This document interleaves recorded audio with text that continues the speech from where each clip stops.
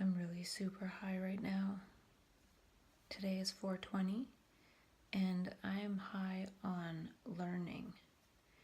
I was reading over the Peter Smith balancing brain chemistry notes that I have, and I could see so much more, and I'm writing notes about those notes, and my brain feels really high on learning.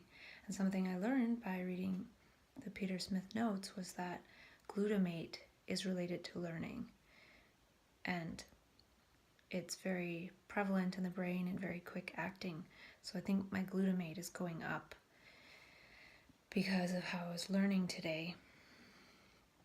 And I was thinking about slowing it down purposefully with branch chain amino acids, because I told myself next time I'm feeling this sort of manic high, though I'm not feeling manic like euphoric or wanting to go into hedonism or anything like that.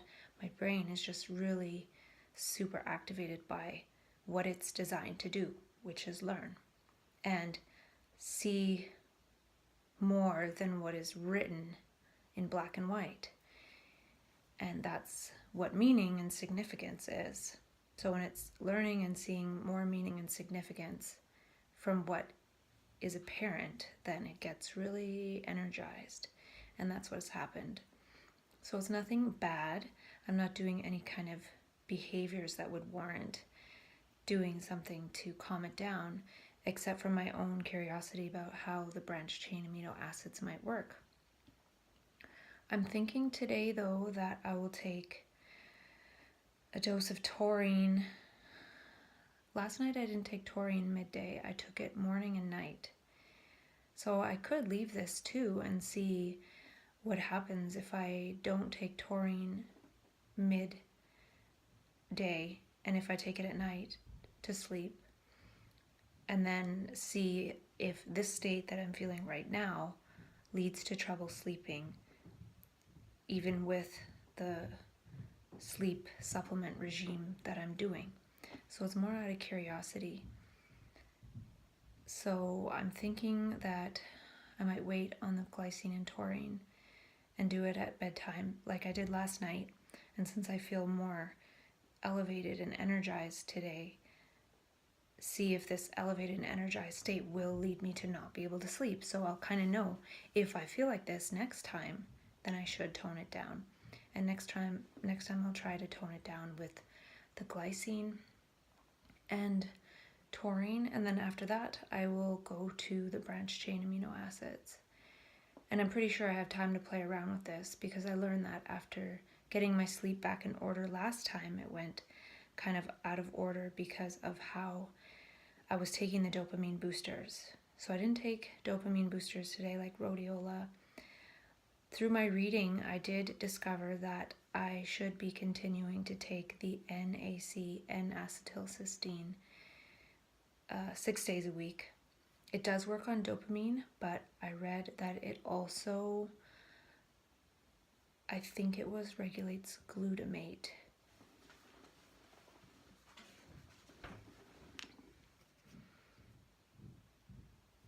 Yeah, it says it helps glutamate. So this is the thing, by continuing to study this balancing brain chemistry thing, I'm learning how to navigate it more. And right now I mainly know what brings me up and what brings me down, but I don't quite know in terms of remembering which amino acids do what. Like, I know what tyrosine does, but taurine, I learned more of what it does, like it creates GABA or helps to regulate GABA, and so does glycine. So by knowing those extra bits, it helps me to know what gestures of what to take and when. So I'm working on that, and I still have one more document to read. And I do kind of want to go through and read some of my extrapolations that I made from reading those documents, to talk to myself about the extra insights that are there. And right now, since I'm in this super speedy state, I feel like there's a lot to talk about, so much, so many insights, and also what I'm doing at the same time. I really don't know if I can keep up. I'm going to try, so I'm going to try to talk and not edit these videos of talking, so that's okay if there's a little bit of break, or I can stop a video and then start again once I have a few more thoughts collected. And it would be interesting right now if I had this device that I discovered today, which is called a Cardia Mobile. And you put your fingers on it and it records your ECG, your electrocardiogram. Because I was looking today for a heart rate monitor, because I have this breath monitor, the Spire, and it's really cool. And they're coming out with something that also monitors heart rate, but not for a couple of months. So I was thinking of getting something like a Fitbit, so I contacted them. And I was asking them if the Fitbit keeps track or can sense extreme rate changes in the heart rate, like boom, all of a sudden going up to 200 beats a minute, which happens to me sometimes. And they said they had a friend with atrial fibrillation and it doesn't necessarily track that. I don't know what atrial fibrillation is, but they were basically saying it doesn't necessarily keep track of those extreme variations that well. I have a chest strap and the Cardio Mood app, which does do a pretty good job of keeping track of that through the night when it stays on, but it's a bit clunky with the chest strap, and then can you use other apps while this thing is running all the time? I don't know. Ideally, I would get the iWatch, and then this Cardia mobile device has a Cardia bracelet. It's spelled Kardia, and you can put it on your iWatch, and if it detects a weird heart rate, it'll tell you to put your finger on there to like get an ECG. And I didn't see that they actually sell that bracelet yet. And then it's about $200 US for the bracelet. Plus you have to pay for this like $10 a month data monitoring thing, and then the Apple Watch, so it would be horrendously expensive. So I can't do that right now. If I was like crazy manic, that would be something that I'd be like, whoa, I have to do that and spend like $1,000. And there are things that I want to spend $1,000 on, maybe like that family constellation facilitator, meeting up with her to talk about some stuff, possibly, because I think it might help. She's very intuitive, or I don't know if that's the right word. I created a new word for that, and I'll get to that at some point. So yeah, that's the experiment I'm doing today, and related to the branch chain amino acids. And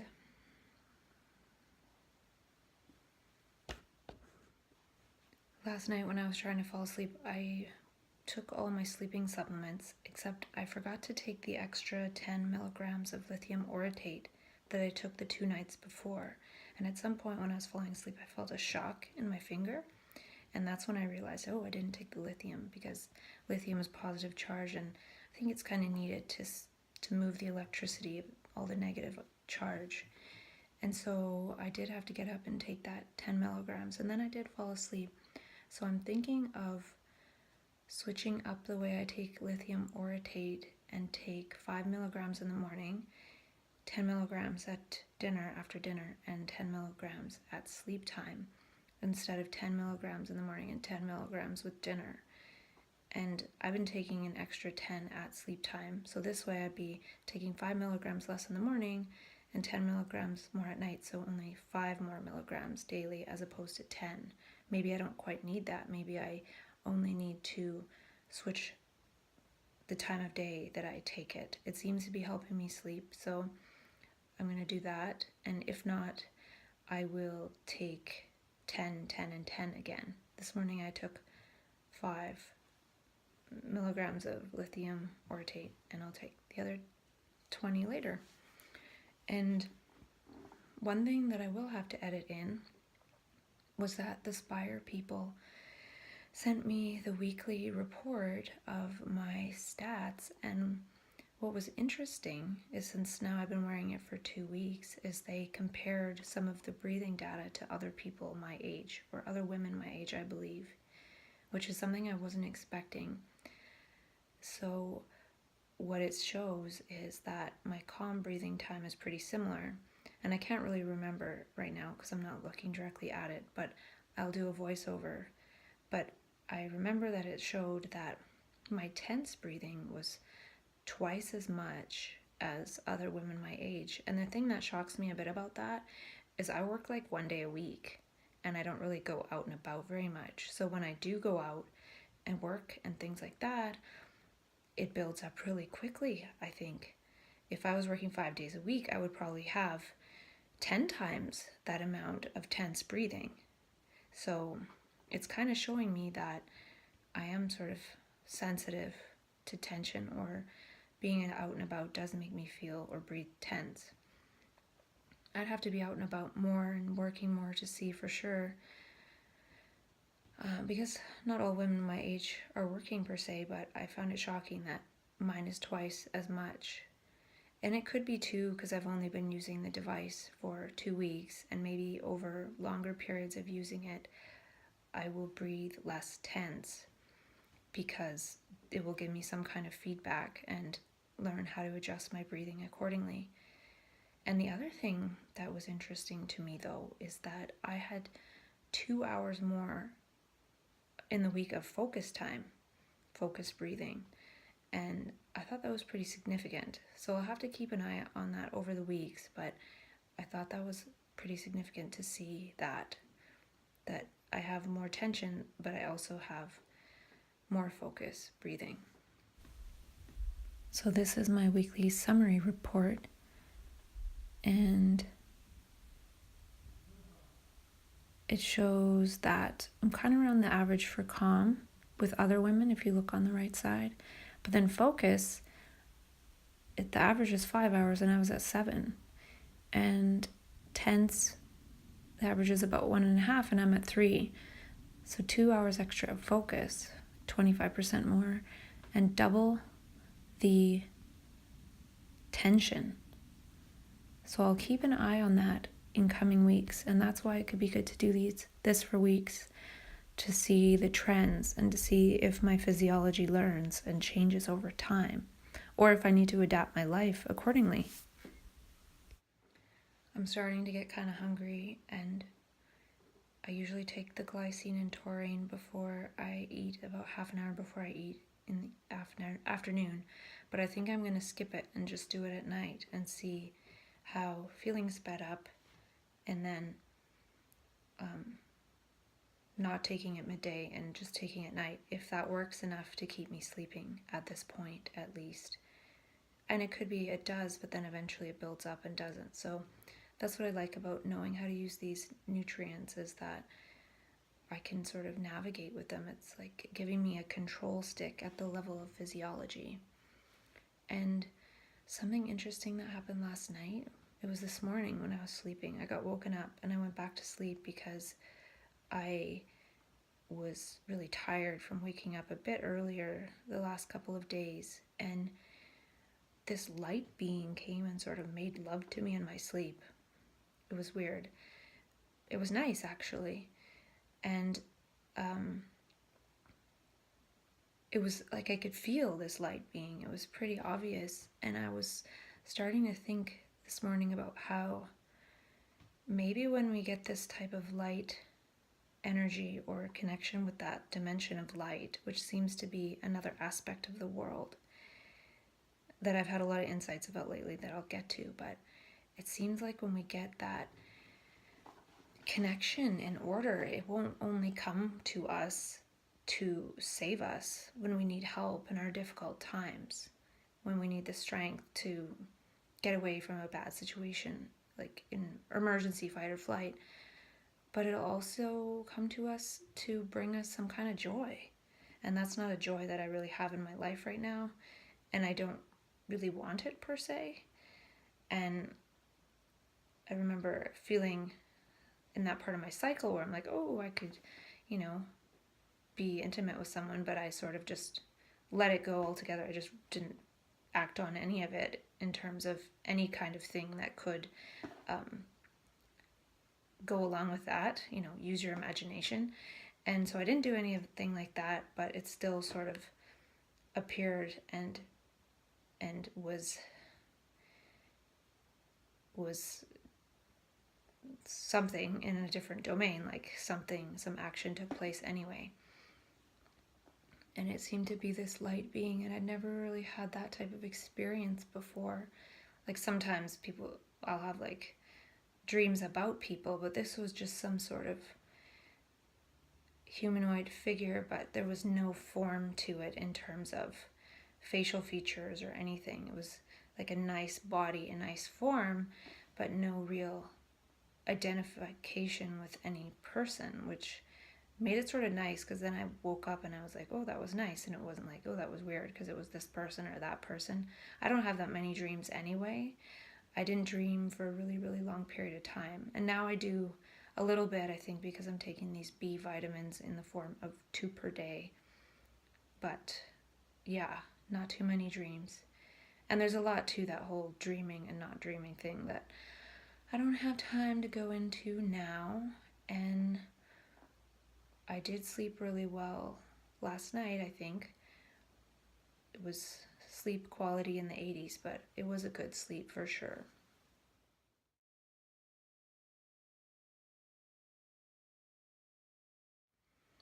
So I'm going to buy that Cardia thing, Cardia Mobile, because right now I really can't help it. I can't help but spend money on these things. Today I also ordered a pulse oximeter. It does measure your pulse and your oxygen saturation. It was only like 20 bucks or something, maybe a bit more, and I don't really need it, but I seem to be very intrigued by these biofeedback devices right now. And I was thinking the pulse oximeter might be cool just to check my pulse when I do have that racing heart thing start to happen. But I think this Cardia thing will help more. The thing that sucks is because it's an external device, I can only do it after the fact, and it'll catch my ECG sort of after the fact, but it won't catch that spike, maybe. That's what the iWatch would be handy for. So I might get one eventually, but I don't want to do that thing where I get it prematurely. It might be the right time. I don't know. We'll see. It depends. I think if I'm able to keep up with all this stuff, that's one thing. And if I'm not, then that's another thing. Because it's cool to be interested in learning all these things, but one has to be able to keep up. So if I order a Cardia and a sleep mask and Tulsi tea and this and this and that, I have to be able to use it, otherwise it sits around. So I did have my Tulsi tea last night, and I did get this black tape in the mail today, which is the athlete tape, and it's pretty cool. You have to cut it, and then this is what I'm using to see if these masks will work. So I took a clip of me trying this mask on, and this is the Sleep Master, and what I like is that you can tape it to your head, whereas the Dream Sleeper you can't because it goes up too high. So this isn't really ideal, but it's, I think, good enough for now. And then the tape here blocks the light from coming in on the nose area. So I have to do a little bit more trial with this to see with the tape. Trouble is, once you have it on your face, it's kind of hard to tape because you can't see. So I'll do that later, but I have this mask and this one, which could work kind of well too. At least it doesn't hit the eyes, and with the tape. And then this is the Dream Sleeper, which I was saying that you can't tape it to secure it up here because it goes too high up the head. So it's possible that when you're laying down it doesn't really fall off, but I do need to have it secure the whole time because no light can come into my eyes. And I'm trying to look for other solutions for that too. So I just can't stop until I find these solutions that I feel that I need, which kind of sucks. And then I'm thinking, oh, I want to go out and be in my body and have fun, but maybe I don't have time. But then in a few months I'll say to myself, well, why didn't I make time for that like I said I was going to? I don't know what's the right thing to do. Research this stuff and then I feel like if I was in the beauty and in a beautiful place, none of this chaos would be manifesting as necessary, which could be quite possible. So we'll see. But then well, I'll talk about that after. So this is me trying to test this taping the mask to my face method by myself, which is hard because once I tape it, I can't see anything. But it looks like I messed up the tape here, so it's not quite staying there. But it does stay, and this athletic tape doesn't really stick strong to the skin. And then here it seals up the light, and then I would just do it on the other side, even though I can't see it on the other side because my eyes, this is quite tight, so my eyes are actually glued closed. But this is a good sign. So what I was going to say was it'd be cool to have that Cardia device because it actually records medical grade ECG. So it'd be cool to see how my heart is beating when it's beating when I'm in different scenarios. So right now I can tell how I'm breathing in different scenarios, but it'd be cool to look at my heartbeat in different scenarios. Just like I use the Muse to look at my brain waves when I'm feeling in different ways. But that one's quite hard to make sense of. I need to understand a lot more about brain waves in order to do that. So I think this one might be easier to understand. Plus on Amazon there's this chart of ECG, so that might help to understand some of it. And then ideally I would be able to keep track of my heart rate all the time with something like an iWatch, which I might invest in, we'll see. Because I could think, well, I could go into beauty and then I don't need all these different biofeedback interventions because I'd be fine. But in the meantime, it'd be cool to learn about some of it using these things because not everyone can go off into a beautiful place and sit there and enjoy the flowers and the bugs and the ocean and the dirt and the trees and the breeze and the clouds and the birds and all that. People do have to live in this world, so I might be able to go into beauty this next time in the way Jason Silva describes in his video, The Creative Act. But I do want to be able to come back into the world at some point, and doing these investigations now might help me to do that and bridge that. So we'll see. And right now, after talking about some of this stuff, I do feel not as the energy feels like, okay, now it's going into something. It's not just ideas and insights tumbling around in my brain. It's going into something that is being captured in a way that I've been capturing things and grounding it and bringing it into the manifest world. So yeah, I have a lot more to talk about.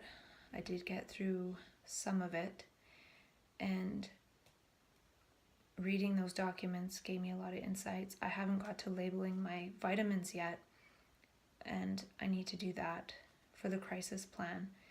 So I have one more document to read and then label the vitamins, so I probably won't even get to that until tomorrow. Tomorrow I'm going to this class about breathing and how to be in this space, and I think it could be really helpful. It's by somebody that I've studied with before. It's a long ways away, and that utilizes a lot of gas.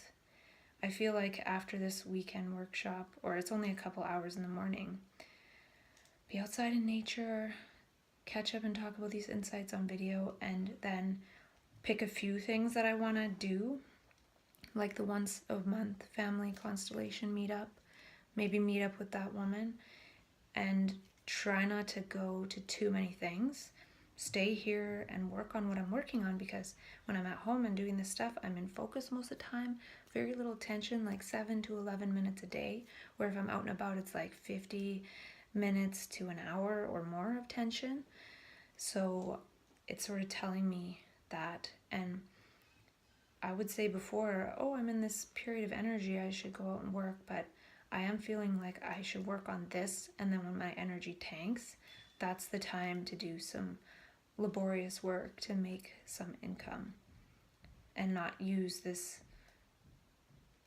for that. Because also when I'm in this higher energy, I feel like the energy starts constellating people around me, like they say things and then it's like more information even when I was at the blood donor clinic, this lady's like, read the book Dirty Genes, and so I bought it, and I can only read a page because my brain starts going too much and I don't have time to read it all. So there's way too much to do and not enough time, and that's why I feel like I need to talk to this lady I met who might be able to help collate this in some way, because right now it's a bunch of talking and that's all I can do. I can't really collate it. That's not what I'm able to do, and my brain can't do it. So yeah, more to come.